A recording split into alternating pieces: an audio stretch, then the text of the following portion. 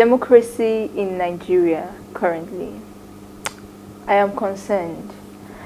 And I'm not just concerned, I am aggrieved, just as millions of Nigerians are currently. How did we even get here? Who and what have we done wrong? Why are we not being treated as citizens that we actually are?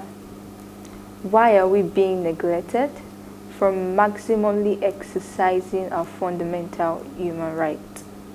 These and many more have not just been questions I've asked myself this season, but every other Nigerian.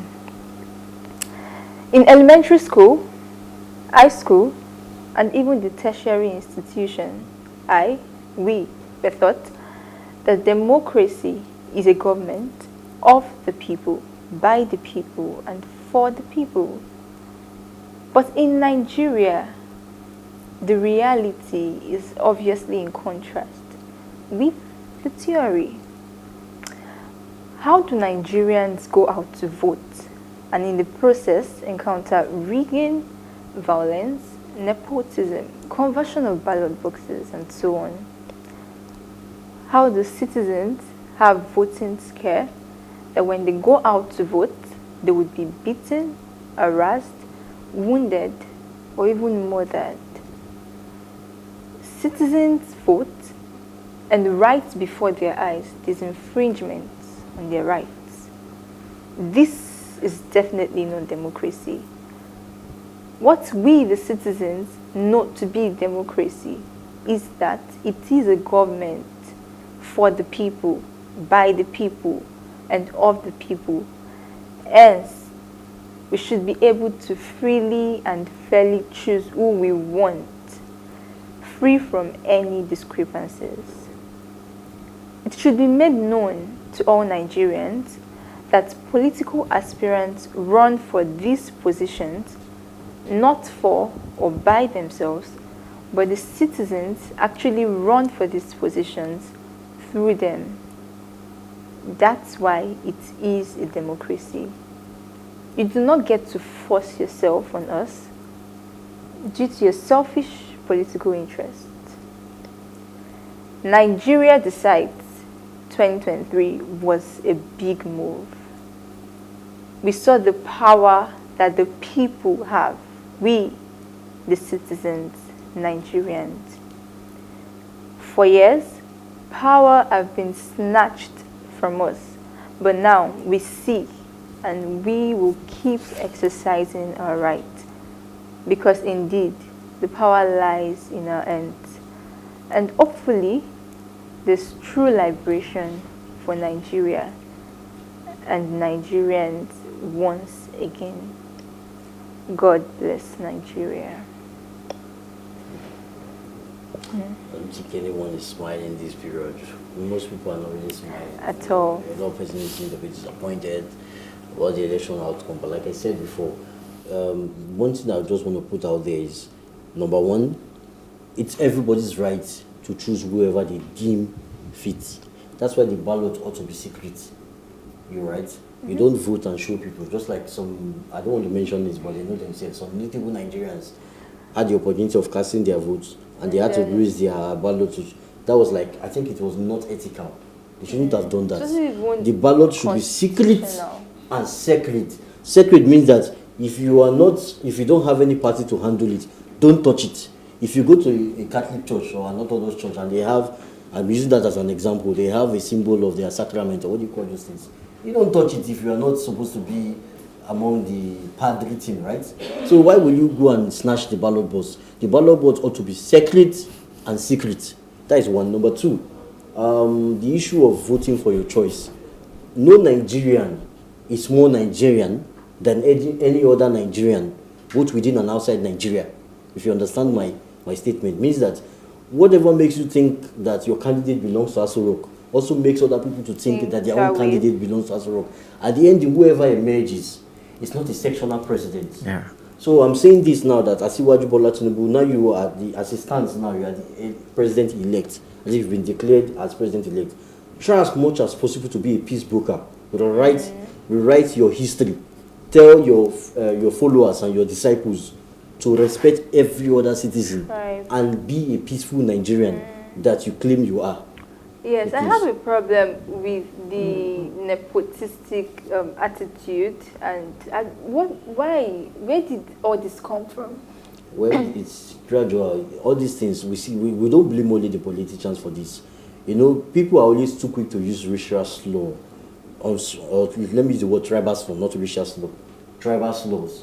Tribal. There's this quick reference to tribe. Let's start with even the way we do things, our national values. You want to go and fill forms in the bank, to fill your form, to open bank account, they're asking you state of origin, right? And you want to go to the university, you'll be asked state of origin. You want to get a job, you'll be asked state of origin. Are we supposed to be asking state of origin? I think it's just for them to be able to me, the Nigeria of now, in the interest of common development, we should emphasize state of residence over state of origin. Your state of origin should not be as important as your state of origin or residence. For instance, now I was given birth to in Lagos. Same year for you, right? And then I've stayed all my life in Lagos. If I decide to run for an office in Lagos, I'm a Lagosian. That's the most important thing. I'm saying this because nepotism has eaten deep. Tribalism, nepotism, they're all intertwined. Oh, you want to do something? Oh, my brother. This one, that one. All these things are not necessary. What's necessary is how do we collectively move our country? After all, if you divide the country, people are preaching sectional government. They want to secede. Let me tell you, if you divide Nigeria into different parts, call that part whatever you want to call that part, trust me, they will have new set of oppressors in that part, because the value system is almost same. We have oppressors in the other part of the country, let's say in the north and in the south and whatever. So this problem has not been resolved. It's not when you secede it's going to stop. It will not stop. You only have new set of people that will be oppressed, and the circle will still go on. So the best thing is there should be a reorientation of our national values. Let's value nationality over tribalism. Anywhere you go to, they ask you, where are you from? It's not necessary. It's not necessary. What do you have to say, Olu? I think the elections were very good overall. We're moving in a positive direction. Almost every section had their voices heard, which is important.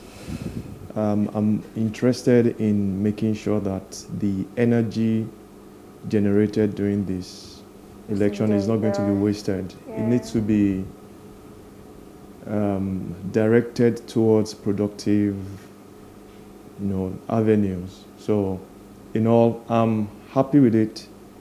That's why I still said that whoever is aggrieved should not think of convenience or inconvenience, but think of the good of the country and take steps that history would commend, and then all these things that are happening, we shouldn't look at them in isolation. We should think 1,000 years from now, what impact would this election have played in where Nigeria would be, if it's still Nigeria, or if we are still on this planet, but it must have played a role, and we should be able to look at the positive sides, the good sides, and enhance those ones, so that the next time we can capitalize on those. Of course, we'll always have negative things, but then we can always work on reducing those, eliminating those, and improving overall. All right, Victor.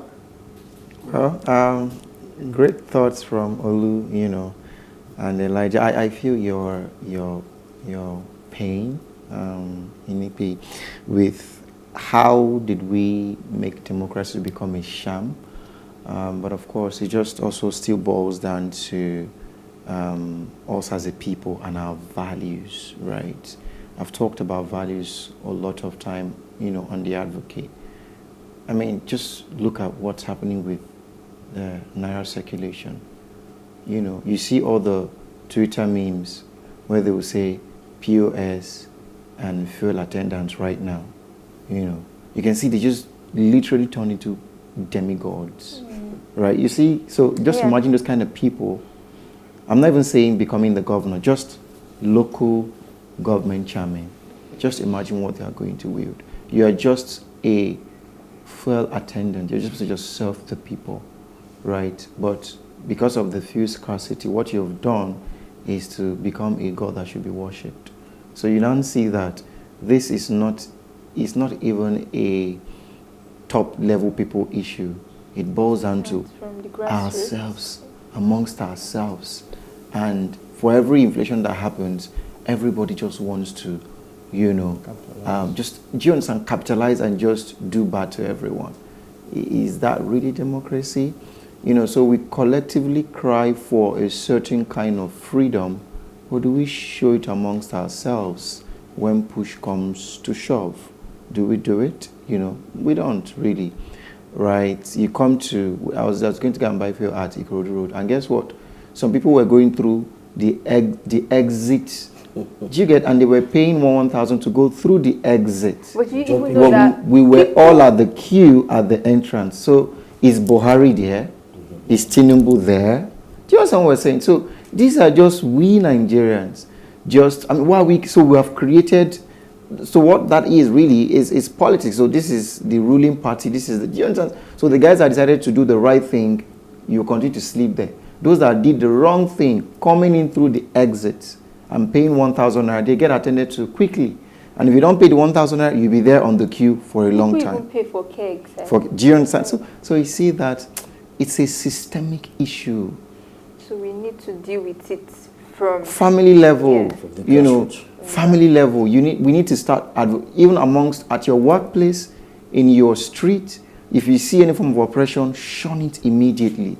Right? Address it immediately. How you speak to your security, how you speak to your nanny, how you speak to your cleaners, people that are literally powerless, because everybody has that one person that they can always oppress. Yeah. So how do you treat them? So if you don't treat them well, do not come on Twitter and say, you know, the government has failed us. You failed yourself.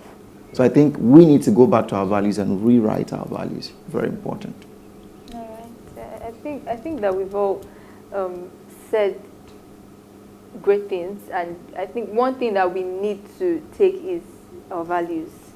Our values. We should not just wait for the president or the governor to change. We should start that change with ourselves or within ourselves. Yeah. Oludolapo Ojelabi is next after the break.